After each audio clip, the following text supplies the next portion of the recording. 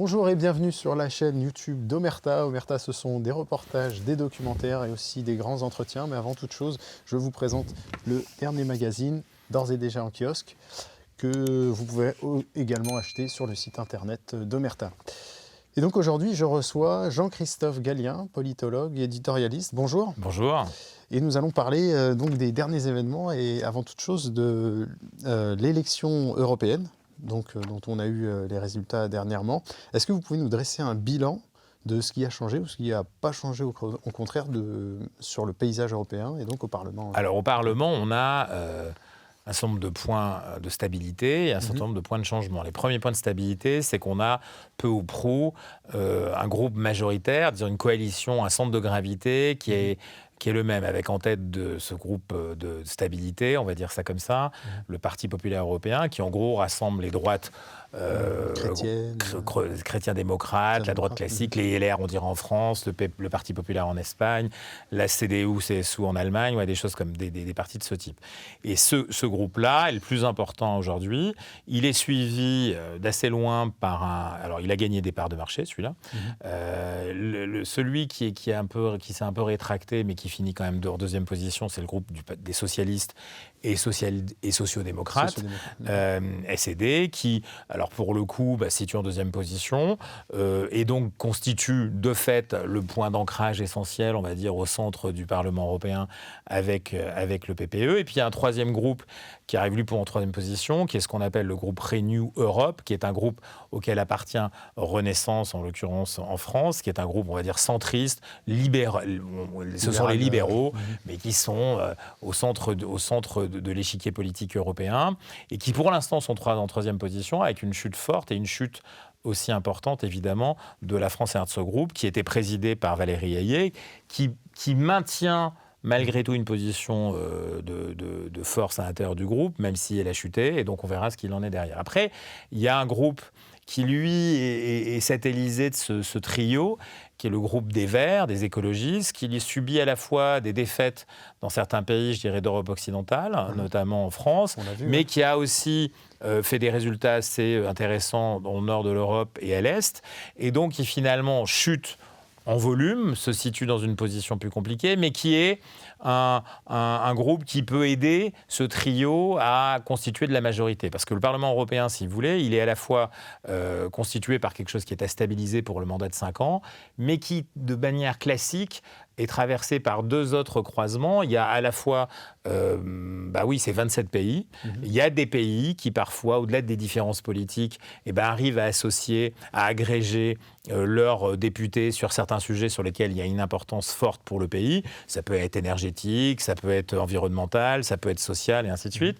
Et puis, il y a évidemment des parlementaires qui sont des individus et qui, sur certains sujets, sont mobilisables, parce qu'ils ont un mandat personnel aussi, ils sont mobilisables sur les aspects. Donc, c'est quelque chose qui se joue de manière souvent à la fois partisane, politique, on appartient à un groupe, parfois de manière géographique, nationale, et parfois aussi parce que individuellement, on peut arriver à travailler. C'est tout le travail d'influence qui peut être mené autour du Parlement européen, mais qui est un univers très ouvert. C'est une place de marché, comme Bruxelles l'est d'ailleurs, et donc où il y a une conversation permanente et où il y a des mobilisations. Donc les choses ne sont jamais figées complètement, les positions ne sont jamais figées. Il y a des majorités, je dirais, politiques de stabilité, mais après, ça peut changer. Après, il y a deux autres groupes qui sont importants, et je dirais même il y a un troisième, qui sont les groupes de ce qu'on appelle la droite souverainiste. Parfois, on appelle ça l'extrême droite, ça dépend dans quel pays on se trouve, vous voyez, ça a des qualificatifs, et qui là, pour le coup, a plutôt progressé, pas partout, pas dans tous les pays.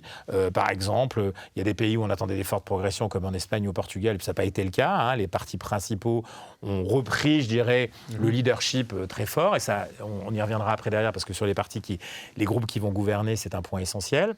Il y a des pays comme en France, où là, pour le coup, le principal parti, le golem de cette élection, le Rassemblement national, a très largement dominé. Il y a un parti comme l'AfD en Allemagne, qui lui arrive en deuxième position, mais c'est un gros résultat. Et si on regarde l'Allemagne, il partage même l'Allemagne entre l'Allemagne de l'Ouest auparavant et l'Allemagne de l'Est, si vous voulez, précédente. Donc là, pour le coup, on a quand même des héritages qui sont intéressants. Et puis ça et là, il y a des progressions, des chutes, par exemple en Pologne, même si les choses se répartissent entre deux partis, entre le PiS et un autre parti très conservateur. Et puis, voilà. Donc on a quelque chose, en gros, une photographie européenne qui a quand même pas mal bougé. je dirais de manière quantitative, avec des stabilités, mais en même temps des poids de chacun des groupes politiques qui ont largement changé. Et ça, c'est avant qu'on rentre dans une analyse à la fois géographique et donc nationale du poids respectif des pays à l'intérieur aussi de chacun des partis. Ça, c'est un point très important. Je veux insister là-dessus parce que lorsqu'on ne connaît pas suffisamment bien les institutions européennes, et notamment le Parlement, pour ce qui est du Parlement pour le coup, là, on oublie de comprendre que les groupes dont on parle, les partis politiques européens dont on parle, mais sont des groupes politiques, ne sont là que parce qu'ils agrègent des émanations de partis politiques nationaux. Et donc, il y a une cotation particulière de chacun des pays à l'intérieur de ces groupes. Par exemple, avant, la France était la présidence du Parti populaire européen, souvent le principal parti, parfois en deuxième position derrière les socialistes, mais souvent le principal parti, c'était M. Joseph Daul, c'était un élu alsacien qui, pendant longtemps, était le président de ce parti, totalement inconnu en France, mais c'était quelqu'un qui était un des rouages essentiels du fonctionnement des institutions européennes et de l'influence de la France dans ces institutions. Depuis longtemps, on a régressé, parce que les Républicains, évidemment, qui constituent notre représentation française au sein de ce groupe, ils sont passés de 20 points à 14 points, puis à 7 points aujourd'hui, et là, c'est compliqué. Pourquoi ? Parce que pendant ce temps, le Parti populaire en Espagne, qui lui envoie beaucoup de parlementaires, parce qu'il s'est maintenu au niveau dominant en Espagne, au même niveau d'ailleurs que les socialistes légèrement devant, que parce que la CDU en Allemagne, CSU, associée à son allié bavarois, la CSU, a largement gagné cette élection, donc va arriver très dominante, et donc on a que M. Tusk, si vous voulez, en Pologne, qui a gagné l'élection aussi. On a donc une traduction très concrète d'un rapport de force à l'intérieur, si vous voulez, de l'Union européenne qui est en train de changer, en défaveur de la France, qui se met en place à l'intérieur du PPE. En gros, les Allemands détiennent les clés, les Espagnols et les Polonais derrière, et puis d'autres derrière, notamment les Roumains, on peut l'imaginer comme ça, qui sont présents, et puis d'autres, ainsi de suite. Et puis la France, elle se situe là-dedans. Et ça, c'est pareil au sein du Parti socialiste, au groupe socialiste, donc SED, où là, effectivement, il y a une cotation de pays qui ont mieux gagné l'élection côté Parti socialiste, notamment les Espagnols, encore une fois, qui du coup, même en ayant moins de députés européens, si vous voulez, sont plus forts dans les groupes qui vont gouverner le Parlement. Et donc, qui vont avoir une importance aussi, parce que quand on gagne l'élection parlementaire européenne, ça a une conséquence ensuite sur la désignation et la répartition des principaux postes, non pas au sein du Parlement, mais au sein de l'ensemble des institutions. En l'occurrence, ce premier, ce qui va être décidé en premier, la présidence de la Commission, puis ensuite la présidence du Conseil, puis ensuite le deuxième commissaire le plus important, celui qui vient après la présidence de la Commission, c'est en gros le ministre des Affaires étrangères de l'Union européenne, le haut représentant, celui qui dirige le service extérieur de l'Union européenne, et puis enfin, aidez-moi, la présidence du Parlement européen. Donc, qu'est-ce qui se passe dans ce cas-là ? C'est le président, c'est le groupe qui est arrivé en tête au sein du Parlement européen, en l'occurrence le PPE, qui a légitimement la possibilité de proposer un nom pour la présidence de la Commission. Puis, comme on a comme un jeu de domino, si vous voulez, à l'intérieur de l'Union européenne, le PPE prend la présidence de la Commission, les socialistes, celui qui arrive en deuxième position, ça aurait pu être quelqu'un d'autre qui arrive en deuxième position, certainement que ça changera dans l'avenir, mais en l'occurrence là, qui propose le nom pour la présidence du Conseil, des chefs d'État et de gouvernement. Puis ensuite, le troisième poste, c'est le troisième parti, d'où l'importance d'être le troisième de cette coalition pour Renaissance à l'intérieur de Renew, mais Renew aussi, et qui propose à ce moment-là des noms pour ce truc. On a des noms d'ailleurs aujourd'hui, qui sont presque déjà, on pourra les détailler après. Et puis enfin, on retombe encore une fois après sur la majorité la plus forte, c'est le PPE, au sein du Parlement, qui peut proposer un nom, qui sera lui, pour le coup, non pas décidé par les chefs d'État et de gouvernement, mais par un collège qui est celui du Parlement européen. Donc vous voyez, ça a une importance très, très grande parce que, on a la cotation des partis, les groupes politiques eux-mêmes, mais à l'intérieur des groupes, on a une force plus ou moins grande, une traction plus ou moins grande, une influence plus ou moins grande des pays par leurs résultats à l'intérieur des groupes qui sont les plus importants. Par exemple, la France, aujourd'hui, elle est la plus forte par le Rassemblement national dans un groupe qui, pour l'instant, ne pèse rien, parce qu'il est puissant, il est nombreux, mais il n'est même pas troisième position, pour l'instant. Et d'où, parce qu'il y a son alter ego, si vous voulez, peu ou prou similaire sur les positionnements, je dirais, en tout cas sur les positionnements politiques, notamment dominés par les Italiens du groupe de Fratelli d'Italia de Giorgia Meloni. Et aujourd'hui, il y a d'ailleurs une conversation, ce qui pourrait changer aussi un peu la donne de la géographie politique du Parlement, entre Mme Meloni, Madame Le Pen, qui ne s'entendait pas du tout très bien, avec au milieu M. Orban, Viktor Orban, le Hongrois, qui voudrait que ça s'associe et que ça crée un groupe unitaire. Et aujourd'hui, on voit même un enjeu national, c'est Madame Marion Maréchal, qui elle-même est plutôt au départ proche de Salvini, mais qui finalement s'entend très bien maintenant avec Madame Meloni, qui pourrait jouer, si vous voulez, les Missy Dominici et les go-between entre sa tante et Madame Meloni, dans un objectif de créer un groupe très fort, qui ne pourrait pas être une alternative de gouvernement au sein du Parlement, mais qui pourrait être une alternative quand même de blocage, parfois sur certains projets, ou d'orientation, de pression à l'intérieur du Parlement, beaucoup plus forte que... Vous pensez qu'un groupe comme celui-ci pourrait avoir une influence? Parce que toute la campagne européenne, en tout cas en France, a été rythmée par le fait que le Rassemblement national plaidait pour une nouvelle européenne, pour une nouvelle Union européenne, pour une maîtrise des frontières, pour la maîtrise évidemment donc de l'immigration, mais aussi d'une certaine souveraineté économique. Est-ce que ce programme-là est possible dans l'état dans lequel est l'Union européenne? Alors, ou est-ce que c'est simplement de... C'est moins le fait, est-ce que c'est possible dans lequel l'état? C'est-à-dire que, vous l'aurez compris, le Parlement, c'est un point de l'édifice. C'est pas parce que... Alors, si on gagne à l'intérieur du Parlement, on l'a dit, on désigne sûr, la présidence de la Commission. Enfin, en tout cas, on propose une présidence de Commission, mais qui n'est décidée et qui n'est validée que par un certain nombre d'acteurs qui sont les chefs d'État et de gouvernement au sein du Conseil. C'est-à-dire que si vous êtes majoritaire même au sein du Parlement et que vous êtes minoritaire, parce que la plupart des pays autour de vous qui sont puissants et qui décident à 27, il faut être d'accord tout le monde, vous pouvez avoir un blocage de M. Orban qui peut dire non, je ne veux pas Mme von der Leyen, donc ça se négocie, c'est une dynamique diplomatique et d'influence qui se fait comme dans une campagne électorale, elle a commencé d'ailleurs bien avant l'élection européenne. Eh bien, vous voyez, c'est pas aussi simple que ça. Par contre, à l'intérieur du Parlement européen, si vous êtes plus nombreux et que vous pesez parce que vous êtes presque plus nombreux possiblement que le deuxième groupe de cette association majoritaire qui va gouverner, donc en l'occurrence les socialistes et les démocrates, eh bien, vous pouvez quand même, si vous voulez, peser, parce qu'à l'intérieur des commissions, vous allez avoir une représentation plus importante. Les commissions travaillent à l'étude des propositions de loi qui sont faites par la commission et qui ensuite préparent le travail du Parlement et ensuite voter ou pas. Et puis derrière, vous orientez, vous êtes aussi potentiellement des gens qui peuvent inciter et insuffler un certain nombre de projections, parce que, je vous le redis, la plateforme bruxelloise, c'est une plateforme très ouverte. Elle n'est pas fermée, contrairement à ce qu'on croit. Ceux qui parlent beaucoup, ceux qui parlent souvent, qui soient d'ailleurs à l'intérieur d'édifices européens ou qui viennent de l'extérieur, qu'on soit chinois, avant les Russes, avaient pendant très longtemps 3 ou 4 agences, notamment américaines, qui étaient des agences de représentation d'intérêts, à la fois pour eux-mêmes, pour Gazprom, pour Rosneft, pour d'autres à l'intérieur des institutions européennes. C'est un univers très ouvert. C'est le terrain des lieux. Exactement. Donc on est là pour fabriquer des textes de loi européens, on va dire ça comme ça, de la régulation européenne, et tout le monde vient parce que ça a un impact. Vous voyez bien ce qui se passe sur le numérique.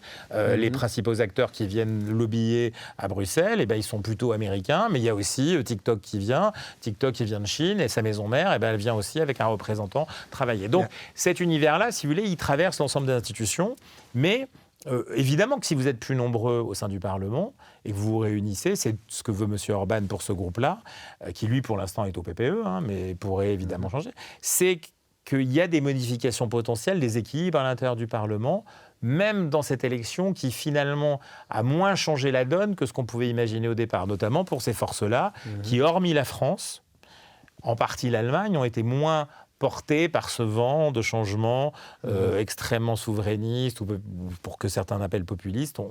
Donc il y a une réalité de cette vague de progression qui est très concrète, et que pour ceux qui suivent les 27 pays les uns après les autres, et pas simplement la France. En France, on regarde très souvent la France. Ce que j'ai fait, moi, pendant les 2 dernières années, on voit bien qu'il y a quelque chose qui est assez linéaire et qui crée des actes de progression, quels que soient les événements, qu'ils soient d'ailleurs des événements internes à chacun des pays ou des événements extérieurs. Ils ont très peu d'influence, finalement, sur les grandes tendances qu'on voit apparaître au moment des votes. C'est-à-dire qu'en réalité, même quand M. Fico est attaqué en Slovaquie, ça n'a pas une influence énorme sur le vote, si vous voulez. On aurait pu croire que ça allait en faire un martyr, faire monter ses forces. Pas du tout. Et de la même manière que oui, la guerre en Ukraine a un impact. Maintenant, elle remonte à 2 ans, donc elle a structuré une partie de la manière d'être. Que Gaza, oui, a bougé les lignes un peu en France, a aidé en partie, par exemple, LFI à refaire un peu de score dans certains quartiers ou dans certaines zones, et notamment sur une partie de la jeunesse. Mais ça ne bouge pas le résultat de l'élection. Et ça, c'est assez fort et c'est assez vrai. Donc, ce qu'on voit apparaître, c'est des tendances qui sont longues dans chacun des pays, et qui concernent chacun des pays, avec des différences, des variations très fortes. Évidemment, quand on est sur le bord est de l'Union européenne, dans cet orient de l'Europe, on ne réagit pas exactement comme quand on est en Bretagne, évidemment, ou dans l'ouest de l'Espagne ou au Portugal, même s'il y a des choses qui se croisent, évidemment. Et je redis, il faut penser l'Europe comme une géographie très mouvante, très changeante. Qui plus est aujourd'hui, otanisée, puisque la guerre en Ukraine a fait que la plupart des pays, à part des pays comme l'Autriche par exemple, sont rentrés dans l'OTAN. Et donc ça veut dire que, oui, il y a une autre partie prenante qui, à l'intérieur de l'OTAN, est la principale, c'est Washington, qui malgré tout a une part, non pas de la décision européenne, mais en tout cas intervient très largement sur ce qui se fait. Mais ça relève quand même une question. J'aimerais revenir sur le poids des lobbies et le poids de l'argent. Il y a une question immédiate qui me vient en tête, c'est celle de la démocratie, le poids de la démocratie, le poids du vote des peuples dans ce Parlement et au niveau de l'Union européenne face au pouvoir de l'argent. Est-ce qu'à un moment donné, ce doute de la population n'est pas légitime et qu'il se traduise dans les urnes soit logique finalement? Alors, que ça soit une place de marché ouverte, quand je dis place de marché, ce n'est pas une place où on achète. C'est une place de marché politique, une place de marché institutionnel. Il y a une influence. Alors, bien sûr. Pourquoi ? Pour une raison qui est aussi démocratique. La première, elle est d'abord qu'il y a un Parlement. Ça, c'est la partie qui constitue l'essentiel de l'aspect démocratique de l'Union européenne. C'est que cette institution, elle est élue par tous les Européens. Alors évidemment par chacun des pays qui envoie des responsables et en tout cas des représentants. Mais ça, c'était important. Après, à la Commission, on a des ministres, on va dire ça comme ça, qui sont désignés par chacun des pays, des 27, pour représenter chacun des pays au sein d'un collège, qui est une sorte de conseil des ministres, collège des commissaires, qui vont se répartir pays par pays des compétences. Alors, il y a le digital, il y a la politique agricole, il y a toute une sorte de thématiques, soit des thématiques avec des politiques très structurées, soit des choses qui sont un peu plus plurielles, mais chacun des pays envoie 27 commissaires. Ces 27 commissaires sont dirigés par un commissaire, qui est la présidence de la commission, on l'a dit, qui émane du groupe principal au sein du Parlement, élu démocratiquement. Donc il est ensuite désigné par des chefs d'État et de gouvernement, qui pour la plupart d'entre eux, en Europe, sont désignés aussi à travers des processus électoraux tout à fait normaux. Ensuite, vous avez à l'intérieur de la commission l'équivalent de ce qu'on a dans un ministère, des acteurs administratifs, qui sont les administratifs de la commission, ceux qui font tourner aussi le Parlement. À la commission, c'est très important parce que c'est là qu'on élabore et qu'on travaille sur, évidemment, ce qui va réguler l'Europe après derrière, les textes de loi. Là, ils sont tellement peu nombreux, même s'ils sont très nombreux, c'est pas beaucoup plus gros que l'administration de la ville de Paris, par exemple, pour faire quelque chose qui traite de l'Union européenne.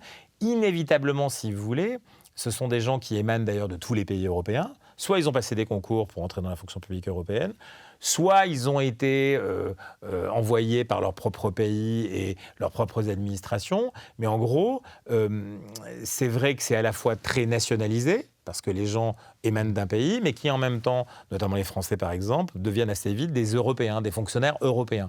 Eux, ils sont comme tous les fonctionnaires dans un système démocratique, dans une ville, dans un conseil départemental, dans un conseil régional. On ne peut pas dire que les fonctionnaires sont au service des gens qui ont plus d'argent dans le territoire en question. Mais par contre, ce qui est différent, c'est qu'ils rencontrent beaucoup. C'est-à-dire que le processus d'élaboration de la décision et de la réglementation européen, il ressemble... c'est pour ça que je dis que c'est une place de marché très ouverte. On ouvre beaucoup pour écouter toutes les parties prenantes qui sont concernées par une régulation à venir ou quelque chose qui pourrait ça brasse énormément de Alors milieux. ça brasse évidemment les pays, on l'a dit, puisque là évidemment ils sont concernés, à la fois au Parlement, parce qu'ils envoient des délégations, que chaque pays a une ambassade spécifique auprès de l'Union européenne. La France a une représentation permanente, ce qu'on appelle, qui n'est pas l'ambassade de France en Belgique, qui est l'ambassade de France auprès des institutions européennes, alors même que nous sommes un pays membre. Et puis, vous avez évidemment toutes les parties prenantes qui sont des fédérations d'intérêt collectif, par exemple, les gens qui représentent les médias, les gens qui représentent à l'intérieur des médias les radios, les gens qui représentent les fabricants de plastique, les gens qui représentent les acteurs digitales. Toutes les corporations, si vous voulez, ont des sortes de syndicats qui, eux-mêmes, en permanence, sont incités à venir porter leur parole pour être écoutés sur des sujets, ainsi de suite. Ce sont des groupes de pression.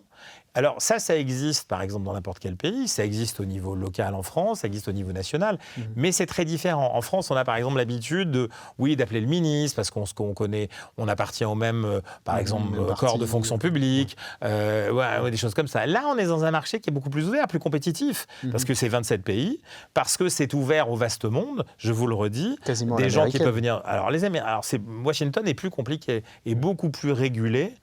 C'est beaucoup plus difficile pour des acteurs venus de l'extérieur des États-Unis de venir porter leur parole. La représentation au cœur du dispositif parlementaire américain fédéral, j'entends, est plus complexe à aborder, même s'il est très ouvert lui aussi.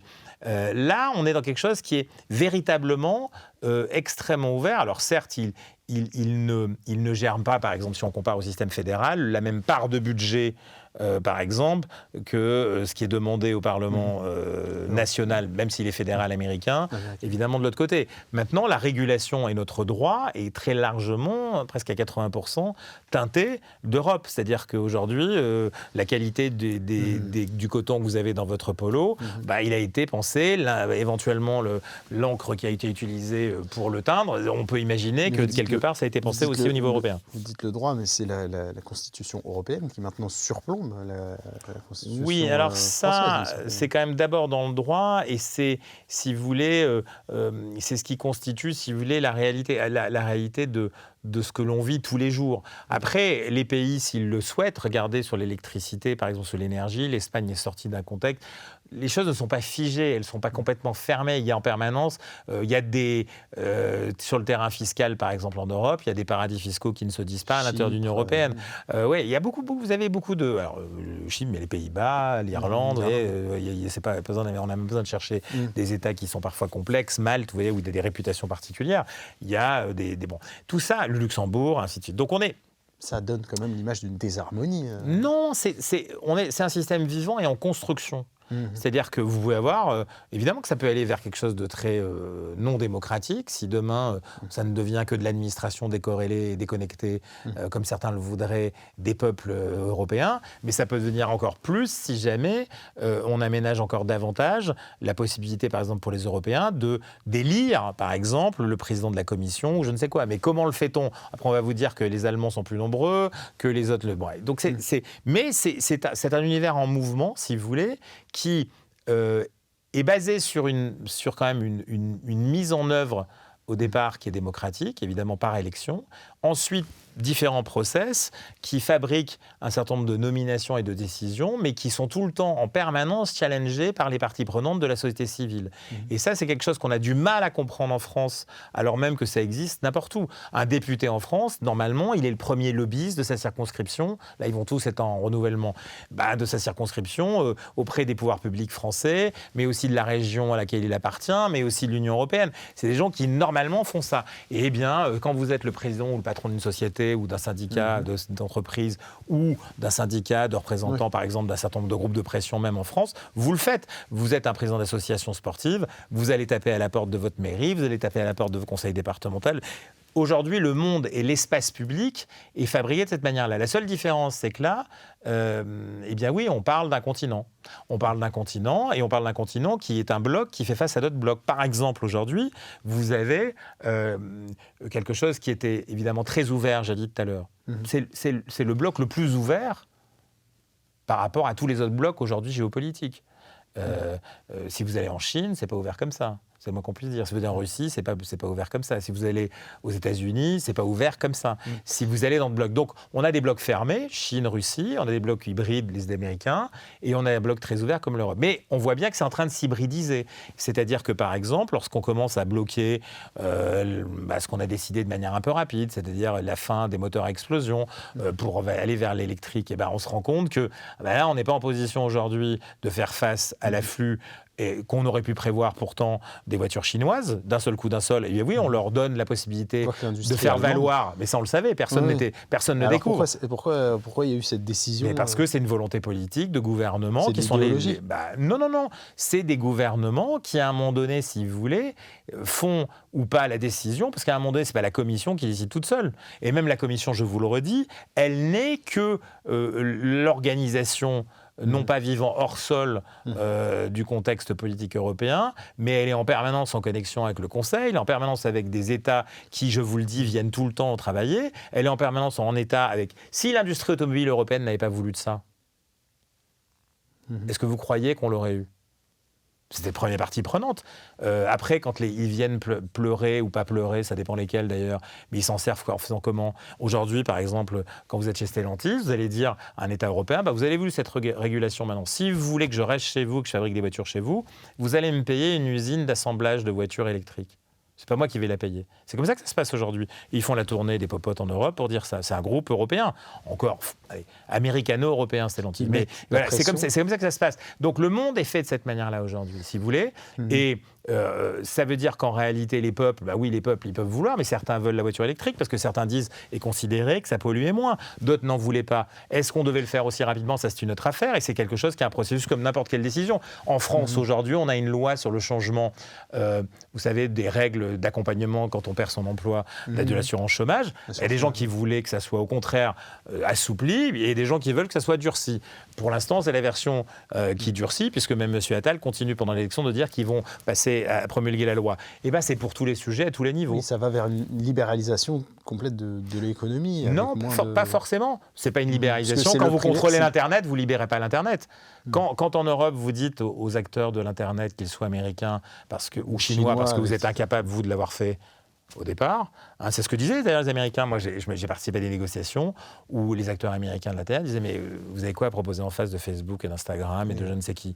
Vous avez quoi comme proposition de valeur pour les gens qui aiment ça, qui l'utilisent ? Vous n'en avez pas. Donc pourquoi vous nous emmerdez ?» Et la réalité, c'est qu'ensuite, oui, il y a eu un effort pour dire sur les données, c'est la régulation la plus puissante, la plus dure qui soit dans tous les blocs de réels. Je ne parle pas de blocs où l'Internet et la surveillance, si vous voulez, du système fait que là, vous êtes ailleurs, vous êtes dans un autre monde. Mais si vous voulez, dans un système ouvert comme celui de l'Europe et des États-Unis en particulier, la régulation européenne a été plus dure et du coup, elle a inspiré notamment une partie aux États-Unis. C'est en permanence un jeu entre ouverture et fermeture. Et de toute manière, il naît d'une volonté politique, je vous le redis, une élection européenne, c'est pour ça qu'elle est très importante, et ensuite une agrégation de volonté politique de chacun des États. C'est ça ce que les gens qui ne connaissent pas l'Europe ne comprennent pas. C'est-à-dire qu'il y a toujours le Parlement qui émane d'une élection, tous les 5 ans, qui donne un mandat. De ce mandat sort un conseil des ministres, on va dire ça comme ça, à la Commission, mais qu'il n'est validé que par un autre conseil qui est celui des chefs d'État et de gouvernement, qui lui continue à travailler tout le temps. Et je rajouterais qu'il y a une présidence tournante de l'Union européenne, tous les 6 mois qui changent, qui fait qu'on rajoute un étage où normalement on fait tourner les intérêts. C'est-à-dire que les Hongrois ne sont pas les Espagnols ne sont pas les Slovènes ne sont pas les Lituaniens, mais ils ont tous, si vous voulez, une version des choses. Donc oui, ça ne peut pas être parfait. Oui, c'est ouvert et c'est en train de se refermer un peu, de mon point de vue, dans la manière de travailler et dans la manière de se laisser impacter par des acteurs venus de l'extérieur, ce qui n'était pas le cas il y a quelques années encore, parce que, si vous voulez, la maison, elle a été pensée pour aller 12 membres et on est passé à un moment donné à 28. Ça s'est renationalisé et ça s'est ouvert. C'est très compliqué. Il faut du temps. Pour ensuite, on est passé à 27, le Brexit. Maintenant, on parle d'une autre forme d'élargissement. il faudra s'y adapter, mais je pense de manière assez inéluctable qu'on aura une poursuite de l'élargissement européen dans cette condition-là ou dans d'autres conditions, mais c'est quelque chose qui est aussi une version dynamique, si vous voulez, d'une évolution d'un bloc dans un monde qui, lui, ne nous attend pas. Il y a d'autres types de blocs, les gens, par exemple, les BRICS ou d'autres, qui n'ont pas du tout les mêmes fonctionnements. Shanghai, c'est une autre affaire. Il y a beaucoup de choses qui bougent. L'Europe, c'est quelque chose qui doit trouver sa position. Alors maintenant, est-ce que ça, c'est trop libéral, pas assez démocratique, ou trop conservateur, ou trop ouvert Bien sûr qu'on peut y entrer par plein de bases de critiques, mais aussi par des points qui sont très positifs, mais aussi des points très négatifs. Je pense qu'effectivement, dans un contexte où les autres blocs se sont fermés ou s'hybridisent beaucoup en se refermant, il y a un aggiornamento sur cet aspect-là qui est à faire, qui est très important, parce que sinon, c'est une difficulté. Il y a certainement une complexité dans la manière, si vous voulez, de penser le fonctionnement de l'Union européenne, parce que justement, on a voulu tellement se donner de garde-fous, tellement de capacité d'éviter qu'il y ait une surpuissance des uns et des autres, ainsi de suite, qu'il y a aussi des évolutions, je le disais, géopolitiques à l'intérieur de l'Union européenne qui changent. Je vous dis, le cœur battant aujourd'hui, il est presque plus à l'est que chez nous, avec un sud qui est en train de monter. Mais les Espagnols, par exemple, nous, on n'a pas su suffisamment, à mon avis, les traiter dans un axe méditerranéen. Les intégrer à la construction. Et aujourd'hui, je vous le dis, ils sont plus puissants que nous dans les deux groupes principaux de l'Union européenne. Est-ce qu'ils ont toujours besoin de nous de cette manière-là ? C'est à demander à M. Sanchez. Selon vous, l'Espagne est sur une tendance où elle s'imposera beaucoup plus de fait, si demain vous êtes, par exemple, vous voulez me demander à qui on va aller parler au sein du Parlement pour peut-être faire bouger les lignes, ou en tout cas faire en sorte qu'on essaie de faire comprendre mieux les choses. Certainement que les Espagnols, qui sont plus nombreux à l'intérieur du PPE et du groupe socialiste et démocratie au Parlement européen, ils sont plus intéressants à fréquenter que leurs homologues français. Grâce à votre soutien et au travail de toute l'équipe d'Omerta, nous venons de sortir notre 5e magazine. À travers des témoignages bouleversants et des experts comme Carl Zéro, Anne Coffinier ou Georges Fenech, nous avons traité pour vous les dangers qui menacent vos enfants.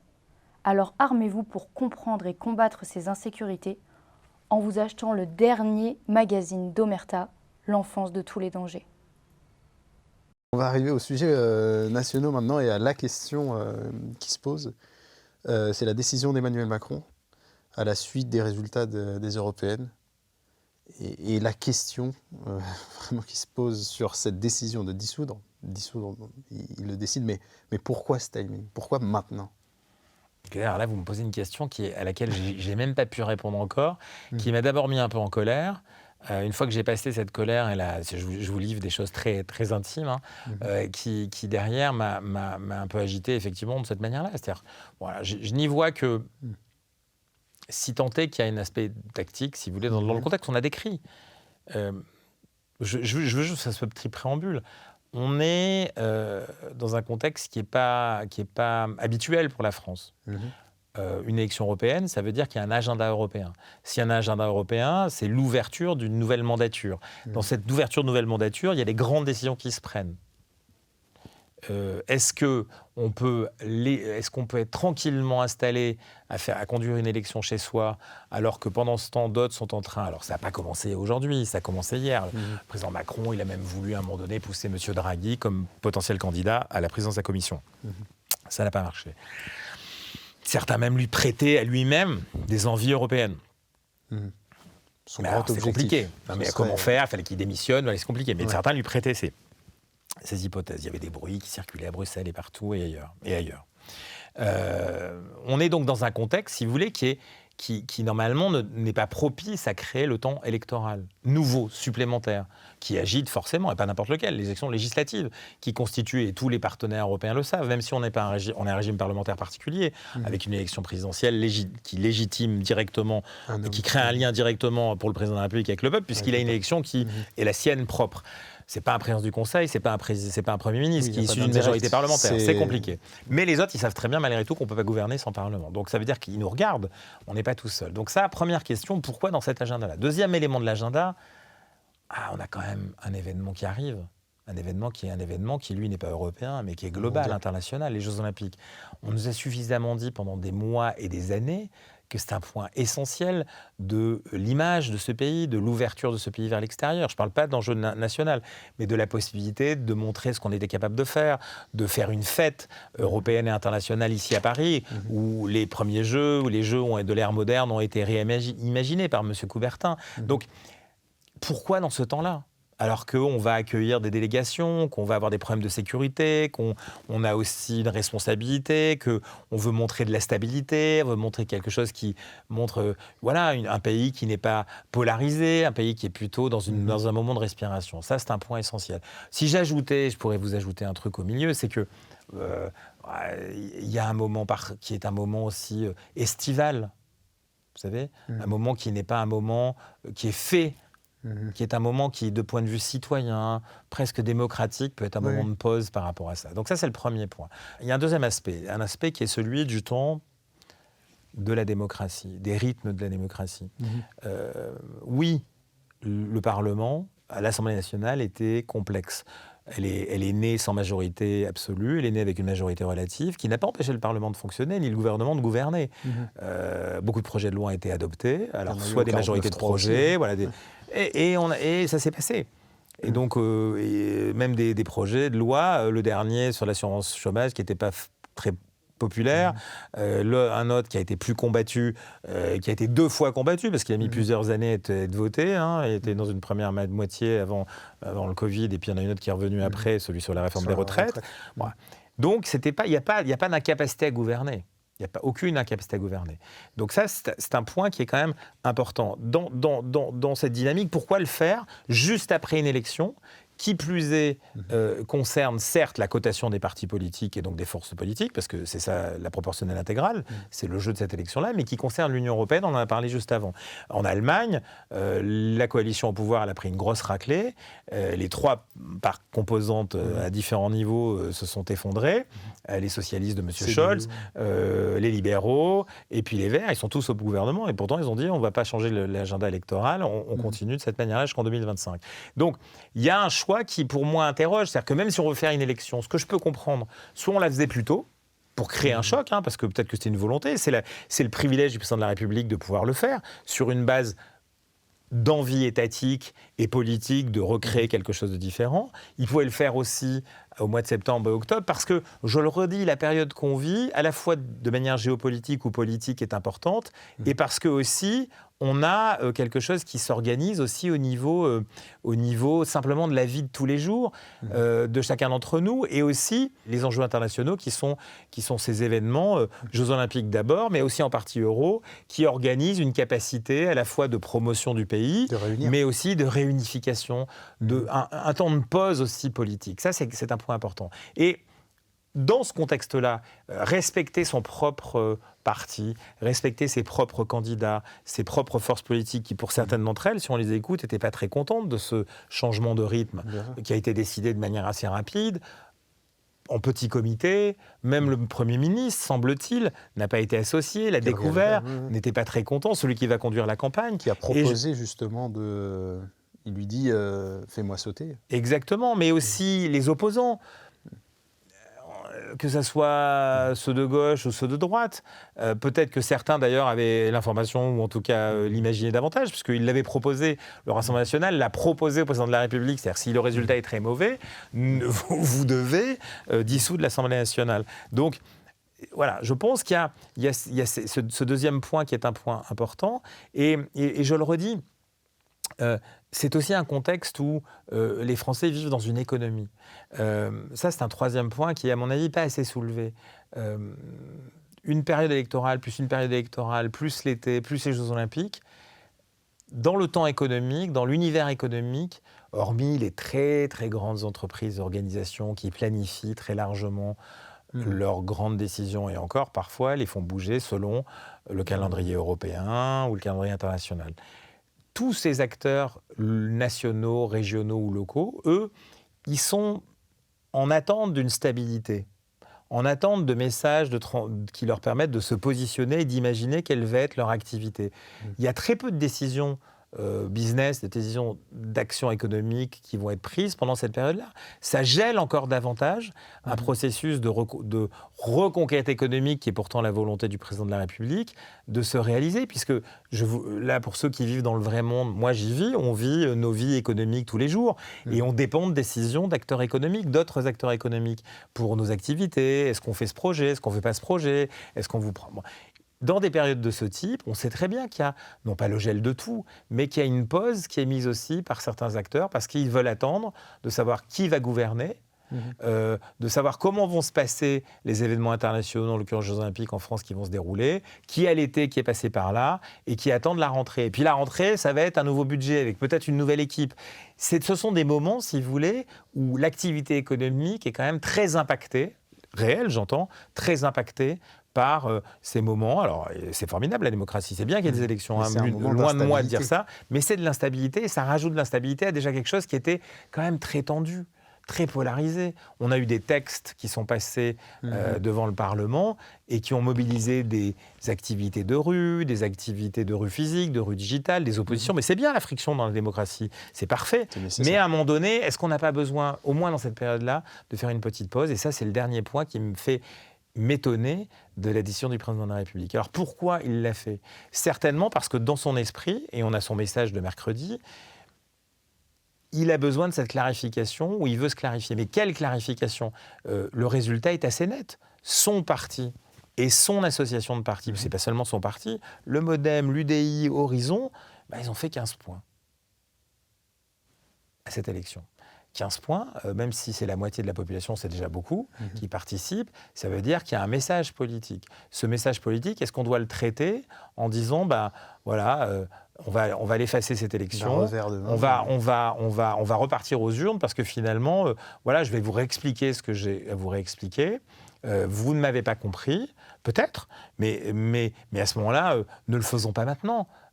Faisons-le à un autre moment. Si c'est un calcul tactique politique pour dire je vais essayer de briser ce qui reste des gens de gauche parce qu'ils ne vont pas être capables de s'unir dans la période. On voit bien qu'ils l'ont déjà fait. Alors qu'ils se sont insultés, qu'ils se sont bagarrés pendant l'élection européenne, qu'ils ne s'aimaient plus du tout. Mais là, ce n'est pas un problème de s'aimer. C'est un problème de survivre. Donc très vite, ils se sont associés, réassociés. Parce qu'ils ont besoin de quoi? Ils ont besoin de saisir l'occasion de se sauver sur le plan électoral, chacun d'entre eux dans les circonscriptions. Ils savent très bien qu'un scrutin à 2 tours, s'ils ne sont pas unis, ils perdent au premier tour, donc ils perdent systématiquement. Et derrière tout cela, il y a aussi des questions. Quand on perd à l'Assemblée nationale, on perd les ressources financières. Les partis politiques en ont besoin.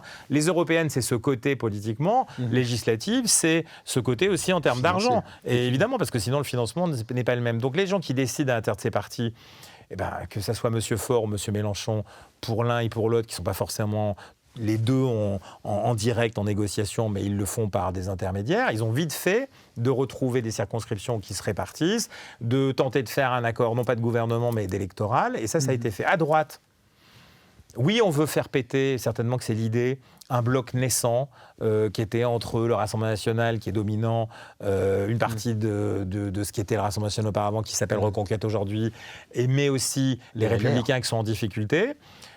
Qu'est-ce que ça donne? Ça donne, oui, quelque chose qui est à l'œuvre depuis quelques années, c'est-à-dire une partition non dite à l'intérieur des Républicains, entre des gens qui se disent, M. Carayon, les jeunes des Républicains, les jeunes des Républicains, c'est le moteur de demain, c'est pas le moteur d'hier, c'est pas M. Larcher, c'est pas Mme Pécresse, c'est pas M. Bertrand. Je dis pas qu'ils sont vieux, je dis simplement que c'est l'avenir est porté par les autres. M. Ciotti, on sent bien qu'il avait envie depuis longtemps. Alors peut-être qu'il est porté par un intérêt local, certes, mais je pense pas que ce soit que ça. Il y a une envie de faire ça. Et puis le terrain, une partie de terrain qui là aussi cherche à se sauver des deux côtés. Je pense qu'ils ont commis une erreur, c'est qu'ils auraient dû parler de pacte non-agression plutôt que d'accord électoral, parce qu'il y avait un problème de maturité encore. Mais il n'empêche que le président de la République a voulu. Là, il est presque en réussite. Parce que si son objectif, c'était d'en finir en partie, de casser un peu les Républicains, c'est sûr que là, pour le coup, il va y avoir quelque chose. Mais ça ne veut pas dire pour autant qu'il en finira en termes électoraux non plus, parce que de cette élection vont sortir des Républicains, soit canal historique, mais qui n'auront pas eu l'argent pour le faire, parce que pour l'instant, c'est encore M. Ciotti qui, lui aussi, a les cordons de la bourse, de contrôle des comptes bancaires, ainsi de suite. C'est lui qui est là. Donc, il y aura peut-être 2 types de républicains en élection, et on verra qui sortira à la sortie. Mais c'est un vrai risque qu'il a pris pour les propres siens, parce que je viens au milieu. Quand on est à 15%, et que quelque part on est sortant, qu'on est relié à un bilan qui lui considère comme étant très bon, mais qui a été quand même jugé aussi par cette élection, eh bien on met en péril aussi ses propres acteurs dans une vitesse aussi rapide, c'est-à-dire qu'ils ne sont pas prêts, ils sont soumis à cette dynamique venue de la gauche qui s'unit de la droite qui est portée par ce qui s'est passé pour les européennes. Comment ils vont pouvoir résister au milieu? Donc c'est un calcul que j'ai du mal, encore aujourd'hui, à m'expliquer complètement. Et justement, on mettait au crédit de Macron l'explosion, ou même à François Hollande, l'explosion du Parti socialiste. Et vous parlez des LR. Est-ce que ce n'est pas justement la seconde étape, c'est la destruction des LR, justement en promotant, entre guillemets, le Rassemblement national et en finissant? Peut-être que c'était ça, mais de toute manière, est-ce qu'il y aura réellement cette fin des Républicains? C'est une recomposition qui est à l'œuvre. Une recomposition, ça ne veut pas dire pour autant qu'il y a une mort définitive.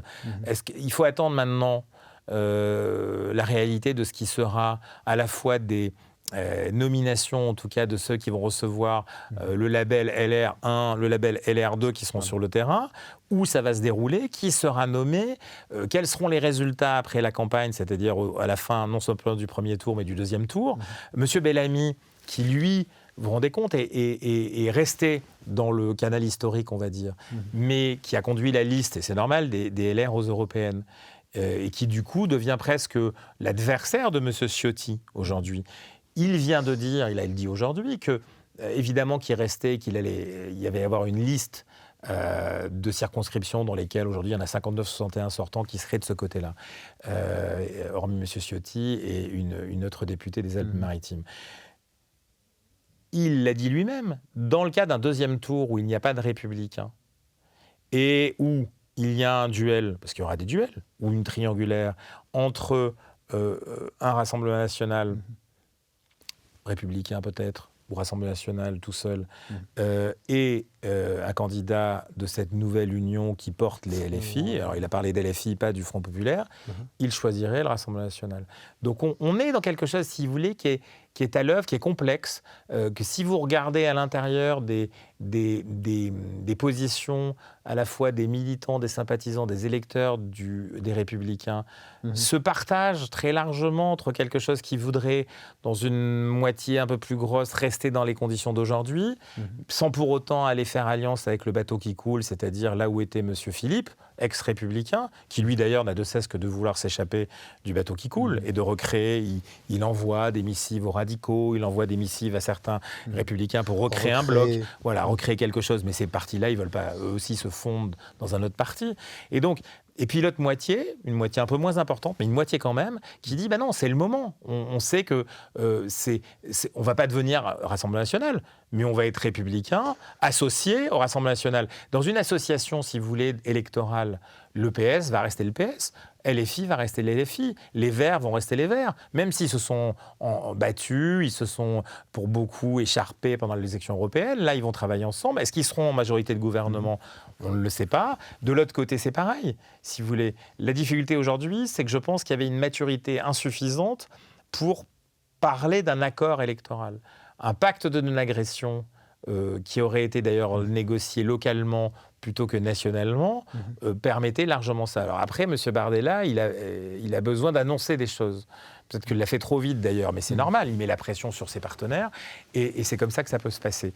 Mais on voit bien qu'est à l'œuvre, non pas une recomposition, mais quelque chose qui est une nouvelle donne du paysage politique français, qui est actée par les Européennes, et qui aujourd'hui cherche à se traduire. Alors ça, il faut en remercier peut-être le président de la République de le faire aussi vite.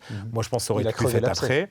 Oui, mais je vous le redis pour les deux principales raisons que j'ai dites tout à l'heure. Oui, bien sûr qu'on peut le faire maintenant, mais ce n'était pas le moment pour plein de raisons extérieures. Ce n'était pas le moment parce qu'on en a besoin économiquement différemment. Et je pense que la démocratie, c'est aussi un peu de temps pour se préparer. Ouais. C'est un peu de temps pour débattre. C'est un peu de temps pour ses propres troupes aussi d'élaborer quelque chose qui ne soit pas simplement une verticalité émise depuis l'Élysée ou depuis Matignon ou ce qu'il en reste pour dire voilà, c'est comme ça que ça va se passer. Je pense que, vous voyez, on avait besoin certainement de ce moment-là. Et quelque part, certains l'espéraient même plus tôt.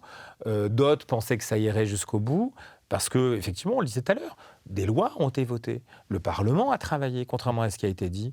Il a travaillé. Demandez à des députés qu'ils soient de tous les bords, ils ont ou voté contre ou voté pour, ou travaillé en commission, mais il ne s'est pas rien passé. Il y avait une mécanique quand même d'obstruction sur beaucoup de textes où on a vu l'utilisation régulière du 49.3. J'aimerais quand même vous poser cette question sur l'aspect plus stratégique. Est-ce qu'à un moment donné, Emmanuel Macron ne s'est pas dit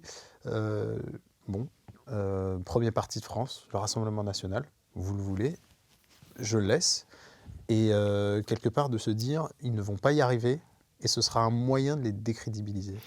Ça, c'est possible aussi. C'est possible aussi de penser ça. C'est possible de penser ça à la fois du Rassemblement national. C'est possible de penser ça peut-être d'une partie de la gauche qui, ensemble, ne saura pas se mettre d'accord sur plein de sujets. C'est possible d'imaginer que, oui, il y a une expansion électorale, sociétale du Rassemblement national, mais pour l'instant, qui ne se traduit pas encore par suffisamment de troupes pour éventuellement aller au gouvernement. Est-ce que la haute administration, l'administration générale sera capable de collaborer dans ces conditions-là ? Peut-être même que le budget de notre État est tellement en difficulté que bon courage pour celles et ceux qui prendront les rênes du prochain budget ou les prochaines années aussi. Voilà, il y a plein de raisons qui peuvent effectivement laisser penser que de manière cynique, on peut donner les clés à un adversaire politique pour qu'il soit en échec. C'est aussi son échec personnel à ce moment-là, parce que comment il sera président de la République ? Ou il ne sera plus président de la République, il va être président de la République, à moins qu'il démissionne, si vous voulez, sur quelle base, je ne sais pas. Alors certains le disent aussi, certains le disent mobilisés par l'idée de pouvoir dire moi je m'en vais parce que c'est impossible de gouverner dans ce cas-là. Faut-il encore que le Rassemblement national ait une majorité, sinon absolue à titre personnel, si je puis dire, mais avec des alliés comme les Républicains ou d'autres qui pourraient venir avec lui. C'est un pari trop important. Moi je trouve que si vous voulez, oui, donner les clés à un parti pour qu'il se crache, peut-être, mais rien ne dit d'abord que ça se passera comme ça. Rien ne dit d'abord que les corps de l'État ne collaboreront pas correctement, à moins que, oui, vous fassiez ce que certains font dans certains pays, c'est-à-dire que vous mettiez des mines dans les tiroirs, dans les bureaux, que partout vous mettez les pieds après, vous tombez sur des choses qui sont dangereuses, et qu'à ce moment-là, c'est difficile, effectivement, de travailler, parce qu'on a tellement miné le terrain que c'est compliqué. J'espère que ce n'est pas le cas en France, parce qu'il s'agit de la France, quand même, finalement, à la sortie.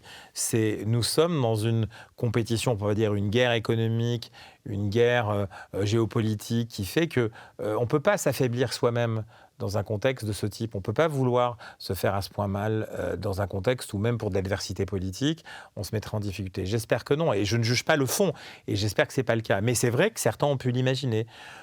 Certains ont pu imaginer qu'Emmanuel Macron voudrait rendre impossible un gouvernement par des forces politiques ennemies. Il en a désigné deux, les néofascistes d'un côté et les révolutionnaires anti-républicains de l'autre côté. C'est compliqué parce que on parle aux Français. Les Français sont aptes à faire des choix. Ils en ont fait pour certains déjà. Ils ne sont pas responsables, eux, de la guerre politique qui peut exister. Que la démocratie augure de combats politiques, c'est très bien. Qu'elle les permette et qu'elle les organise.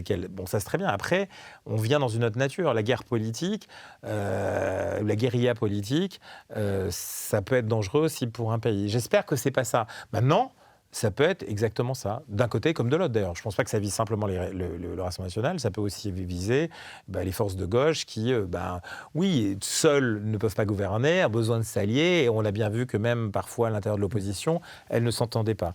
Donc, on va voir ce que va donner les résultats. Moi, je pense qu'aujourd'hui, il n'y a que le président de la République qui sait au fond pourquoi il l'a fait. Est-ce que c'est un coup d'orgueil comme ça ? Et certains de ses conseillers, M. Darmanin, qui ont l'air d'être très informés de tout ça, d'autres acteurs qu'on ne nommera pas parce qu'on n'a pas beaucoup d'intérêt, mais ils n'étaient pas si nombreux que ça. C'est un pari inusité, élection européenne. Alors après, M. Chirac a aussi créé une dissolution dans un contexte où on ne comprenait pas trop pourquoi à l'époque. Le président Mitterrand, davantage. On est dans dans des calculs politiques qui donnent souvent leur vérité a posteriori, c'est-à-dire leur vérité de raison quand il y en a eu. Elles le donnent a posteriori parce qu'à posteriori, effectivement, on commente le match comme si, après un match de l'équipe de France de football, on puisse dire, bah voilà, on a choisi cette composition et c'est comme ça que ça se déroule et pas autrement. Est-ce que c'est vous l'avez dit finalement, est-ce qu'avec son bilan économique et les 800 milliards supplémentaires de dettes, et cet aboutissement, cette dissolution et potentiellement donc une majorité au moins relative pour le RN, c'est pas le point d'échec final pour Emmanuel Macron et donc potentiellement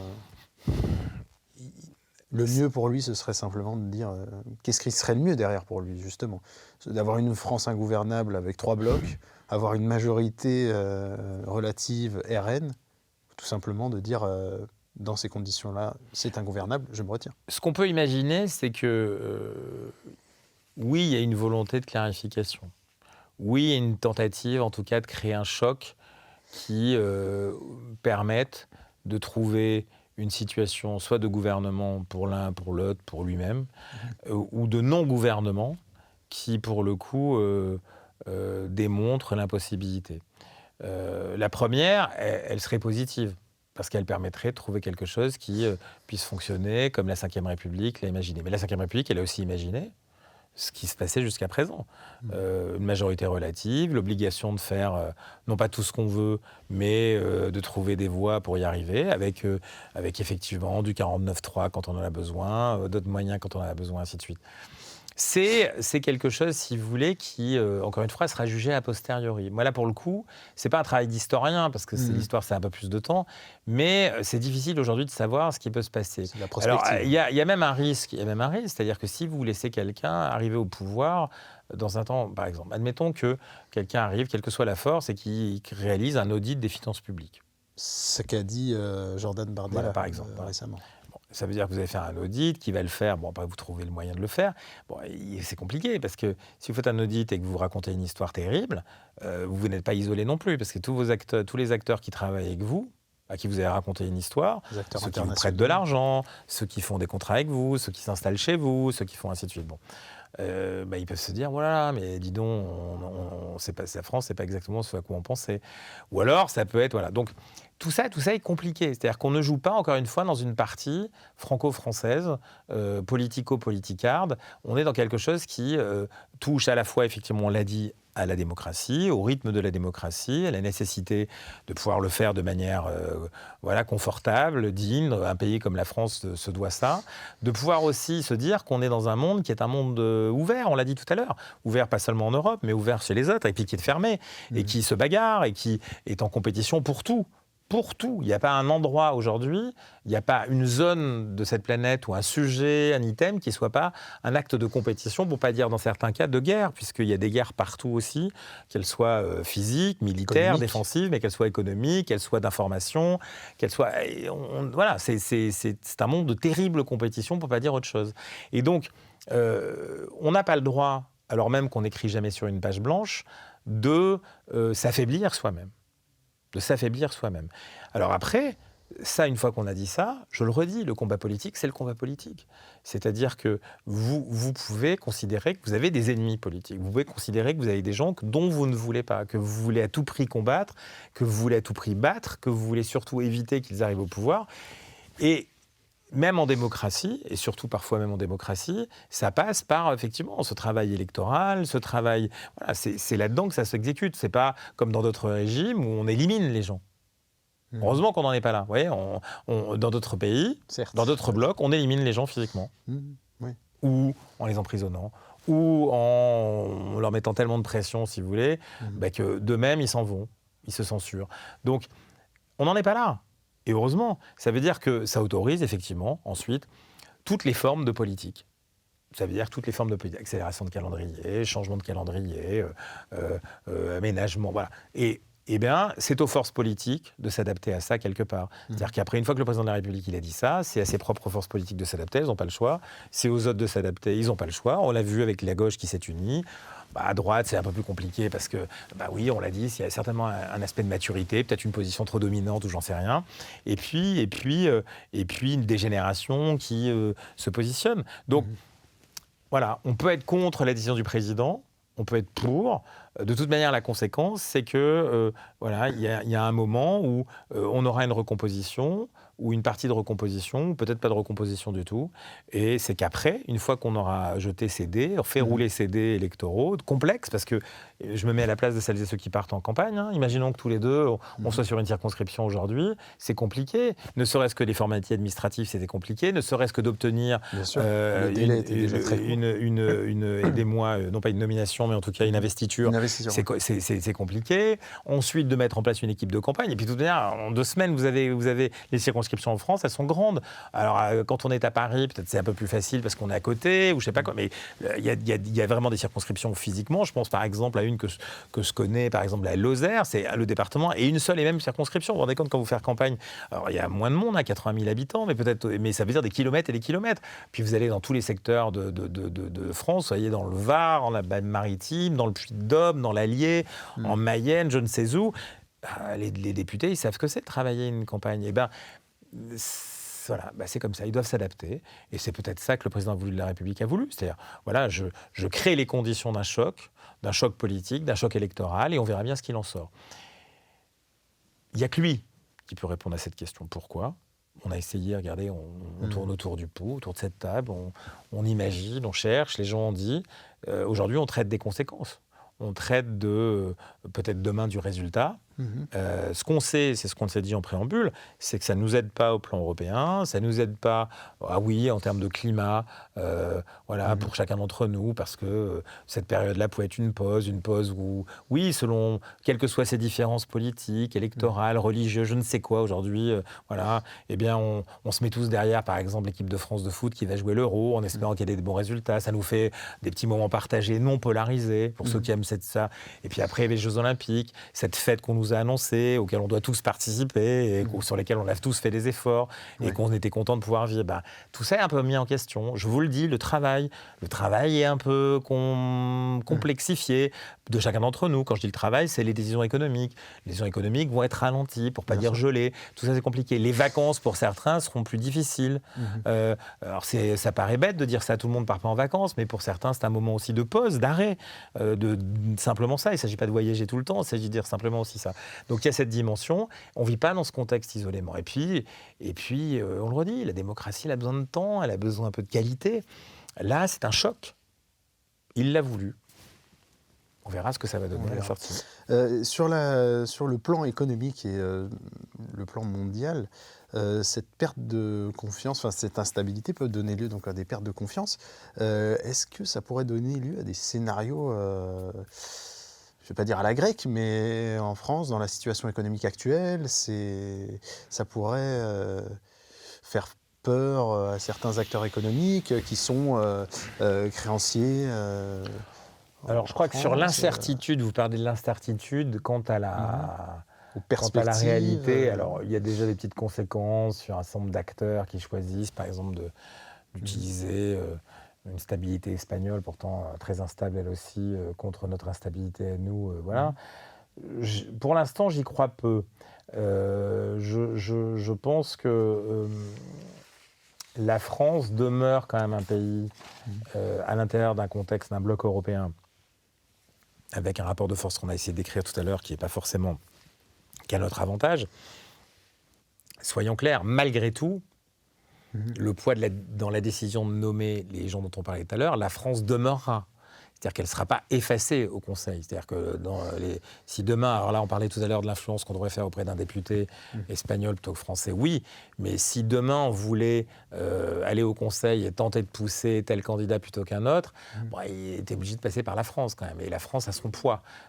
C'est peut-être pas tout à fait celui de l'Allemagne, parce que l'Allemagne aujourd'hui, mais en même temps, si on regarde ce qui s'est passé en Allemagne, il n'y a pas de nouvelle élection, mais le gouvernement en place, cette coalition de gouvernement, je le redis, a subi une très lourde défaite, elle aussi, et les 3 entités de manière aussi forte pour chacun des 3.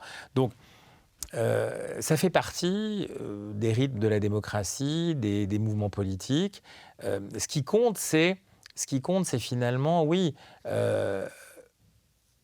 quel est finalement la version générale d'un pays. C'est-à-dire que comment se positionner à l'international, dans quel équilibre on se positionne, qu'est-ce que ça veut dire en termes de vrais résultats économiques. C'est-à-dire qu'aujourd'hui, est-ce que, comme on nous le dit, il y a eu plus d'installations d'entreprises étrangères ou d'investissements étrangers que jamais par rapport au reste de l'Union européenne aussi. Comment on nous prête de l'argent? Est-ce qu'on va nous le prêter dans les mêmes conditions parce qu'on est très endetté, donc forcément on paye des intérêts, et de cela de manière non pas voilà. Quelles vont être les décisions prochaines d'ailleurs des banques centrales, de la Banque centrale européenne, des autres? On ne vit pas dans un monde qui est simplement franco-français. Nous, on doit émettre un message. Oui, on a un problème d'instabilité aujourd'hui, mais pour autant, il n'y a pas de révolution en France. Pour autant, même malgré ce qu'on a subi, c'est-à-dire l'année dernière 500 villes en émeute, ce qui pour moi est plus grave que le fait de refaire une élection après l'élection européenne. Ça pourrait être le cas avec un gouvernement, un rassemblement mais national. on les a déjà eus. On a eu 500 villes en émeute et il n'y avait pas ni de Rassemblement national qui allait être au pouvoir, ni je ne sais qui, ni je ne sais quoi. 500 villes en émeute. Aujourd'hui, c'est le cas. Voilà, bon. Eh ben, on a ça. On a eu une augmentation des actes antisémites. Vous croyez que ça a changé quoi que ce soit dans la manière pour les acteurs étrangers de penser le rapport de la France? Je vous l'ai dit tout à l'heure, à la fois les impacts des événements changent très peu les comportements électoraux, contrairement à ce qu'on peut penser. Moi, je l'ai vu ça sur les 2 dernières années. C'est une découverte pour moi, pour le coup. Alors, je pensais l'inverse.